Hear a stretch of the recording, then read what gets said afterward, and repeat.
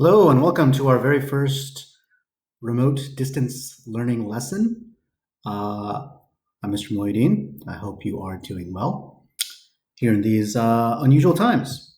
This video will be going over a couple of review topics related to trigonometry, a topic we have studied recently.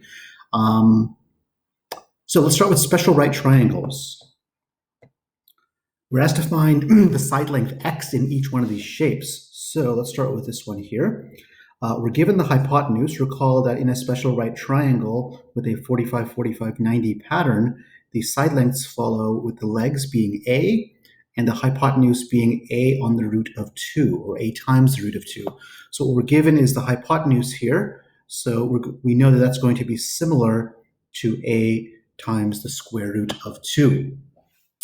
So with that in mind, I'm going to set up an equation here where square root of 8, the given length, is equal to a on the square root of 2. I want to solve for a because that's going to be helpful to find my missing length here. So if I divide both sides by the square root of 2, I'm going to get square root of 8 divided by the square root of 2. To rationalize this, I'm going to multiply by the square root of 2 on top and bottom. And this will give me the square root of 16 on top, 8 times 2, and the square root of 4 on bottom. Well, the square root of 4 is 2, and the square root of 16 is 4, so this should just be 2. So this length here should just be 2, because a is 2. So in this case, x equals 2. Let me minimize some of this work so it doesn't get in the way. Next we have a 30-60-90 triangle. So we'll call the pattern for 30-60-90. We'll draw this a little bit differently. Is the 60-degree angle is here. The 30-degree angle is smaller across from the smallest side. So the pattern here is a, 2a, and a on the root of 3.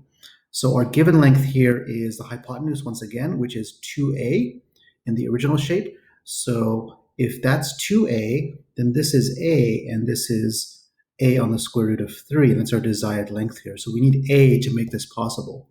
Well, if 7 is 2a, then just plain old a would be half of 7, or 3.5. So this length here is 3.5. This length here is 3.5 times the square root of 3, or a times the square root of 3, but we found a. And so we're done. I'm still getting used to the software here, so bear with me on that last part not being visible. We'll work on that. Here, another 30, 60, 90. We're given the length across from 60.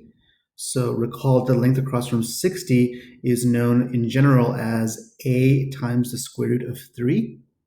So I'm going to set a proportion here.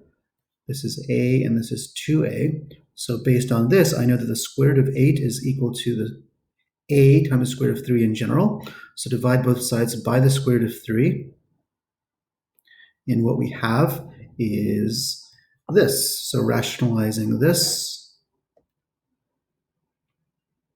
will give us 3 on the bottom, the square root of 9, and the square root of 24 on top.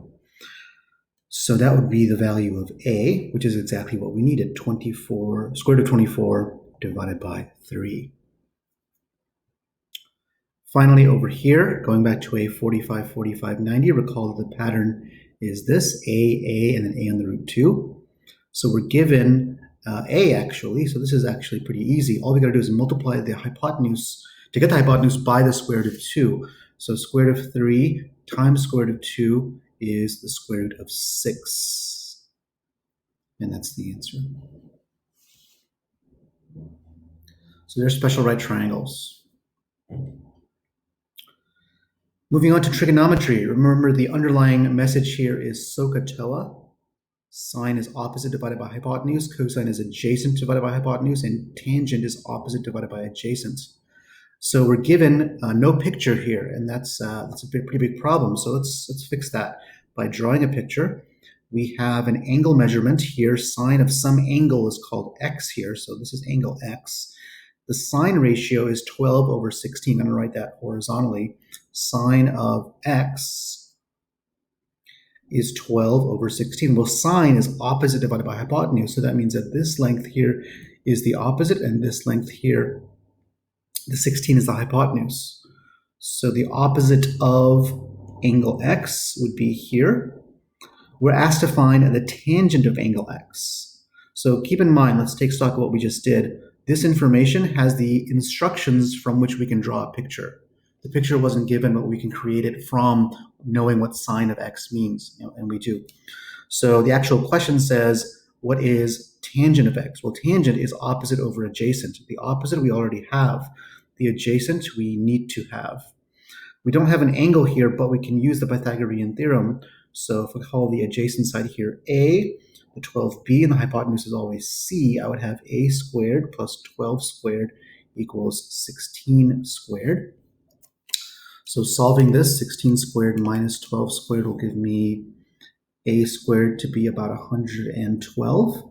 So a is the square root of 112. So while I didn't have the adjacent, I paused and found it, and it's square root of 112.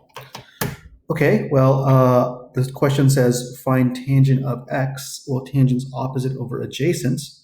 So all we have to do now is say that tangent of x is opposite 12 adjacent square root of 112. And there we go. Moving along to some more trigonometry, we're given this information. Triangle STU, the measure of angle U is 90, so I'm going to put that here. I don't know where S and T go, so I'm going to just put them here and here, and we'll figure it out as we work along. T to S is 65, U to T is 56, and STU is 33.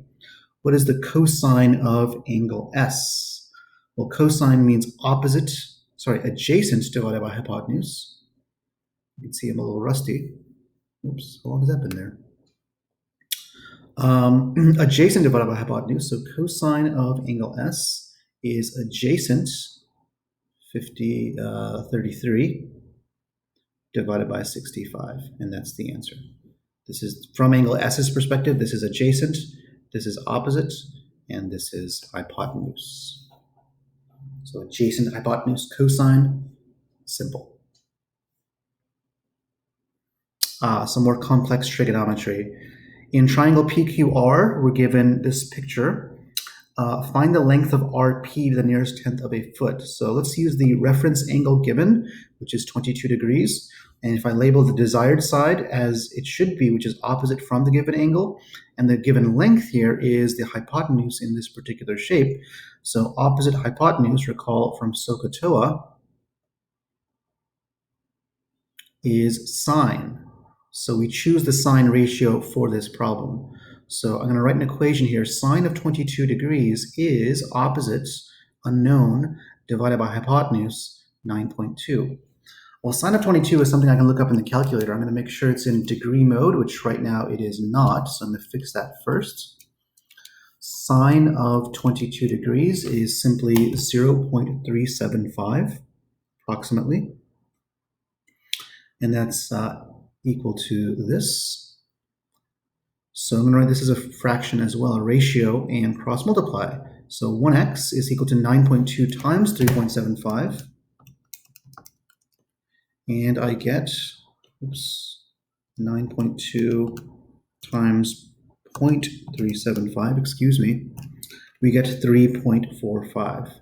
And there's our answer. To the nearest tenth of a foot, this would be 3.5 to round it appropriately in this particular question.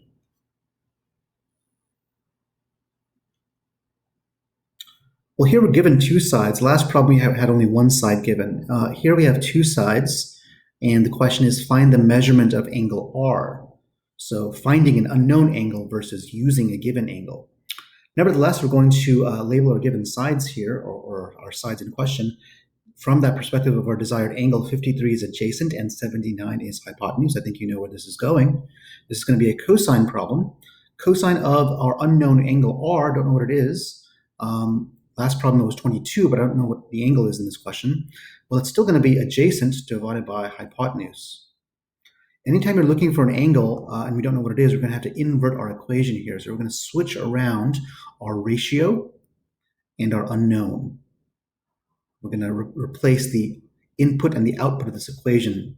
And we also need to invert our cosine function as well, because cosine will not work. We need the inverse cosine. So I'm going to use the inverse cosine of, of our ratio to find the desired angle. So in the calculator, that's going to be second cosine. So now I'm going to type in the ratio, 53 divided by 79, and right away I get a value of x to be about 48 degrees. Painless. Actually, it says nearest tenth of a degree. Whoops. On my in-class test, I usually do whole number degrees. So this is 47.9 degrees, according to this particular question. Finally, let's close with an angle of depression problem. From his balcony, which I wonder if I can get this to work. Maybe too complicated. I live very high up in a tall building. So right now, I'm 150 feet above the ground, and from where I live, you can see Mojo Burrito, very good restaurant. If I use my telescope, which I have sitting over there, and tilt it down to a 3-degree angle, I can see Mojo Burrito. The question is, how far is it from the base of my building? So let's draw a little picture here. We have a flat ground, which is not actually true, but good enough for us. We have my condominium. I'm right here at 150 feet above the ground. Over here, we have a delicious restaurant called Mojo. And we know that we're looking for the distance along the ground between the building and the restaurant. So the angle of depression is important here. The angle of depression is always measured relative to the horizontal. So if I look straight outwards towards Signal Mountain right now, I'm looking at a 0-degree angle. But if I tilt slightly downwards, 3 degrees, that's going to be my angle of depression. So if I look down toward Mojo Burrito, this is going to be a 3-degree angle of of depression. Well, by alternate interior angles, that means that this angle here is also 3 degrees because the horizontal and the ground are parallel. So now I have this diagram from the perspective of Mojo, because that's sort of where the angle is in the triangle. The 150 is opposite, and the desired length is adjacent. So I'm going to use tangent here, right? Opposite over adjacent, TOA, SOHCAHTOA. So tan of 3 degrees. I may want to do my work a little bit more neatly here for a public audience. Tan of 3 degrees is opposite 150 feet over adjacent. Opposite over adjacent. So tan of 3 is 0.052. 0.052. And that's equal to 150 over x. Set up a proportion, cross multiply. So 150 is equal to 0.052x. Right here and there. So divide both sides by that value.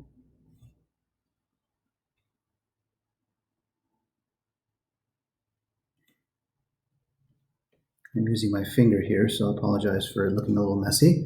150 divided by 0.052 gives us a value of 2,885 feet, approximately, which is about half a mile, which is about right based on my car's odometer every morning when I pass by it going to school.